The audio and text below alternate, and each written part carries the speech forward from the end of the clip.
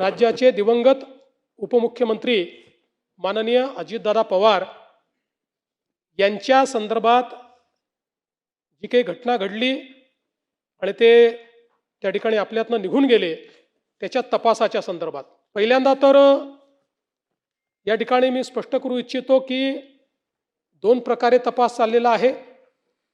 एक प्रकार CID करते, दुसरं आपल्याला माहिती आहे की AAIB करते। एक मुद्दा या ठिकाणी आला की आपण CBI ला लिहिलं होतं, मग CBI ने इन्क्वायरी का घेतली नाही। CBI ने हे स्पष्टपणे सांगितलेलं आहे की AAIB चा जो रिपोर्ट आहे हा रिपोर्ट यातला महत्त्वाचा आहे, तो आल्यानंतरच हा तपास आम्ही घेऊ शकतो, त्याच्या आधी आम्ही काही घेणार नाही।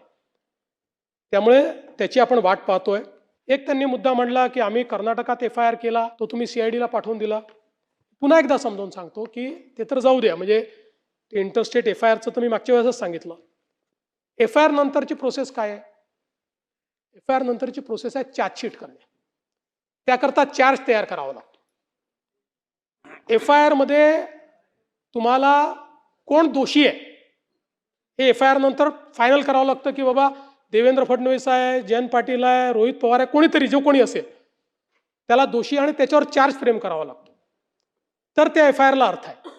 तो चार्ज फ्रेम करण्याकरता पहिल्यांदा तुम्हाला इनिशियली कोण दोषी आहे हे ठरवावं लागेल। ते जोपर्यंत AIIB चा रिपोर्ट येत नाही तोपर्यंत तुम्ही ठरवू शकत नाही।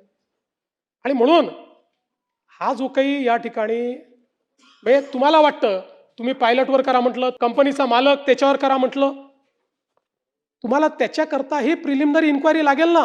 आणि प्रिलिमिनरी जो काही आता जो पहिला रिपोर्ट आला त्याच्या आधारावर करता येतं का? नाही करता येत। त्यामुळे फायनल रिपोर्ट तुम्हाला यावा लागेल।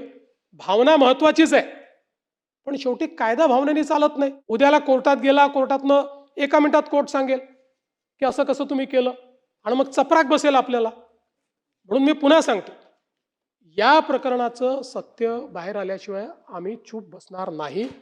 काही झालं तरी ते सत्य बाहेर आणू, त्याकरता त्याचा जो काही योग्य पाठपुरावा आहे तो पाठपुरावा देखील करू।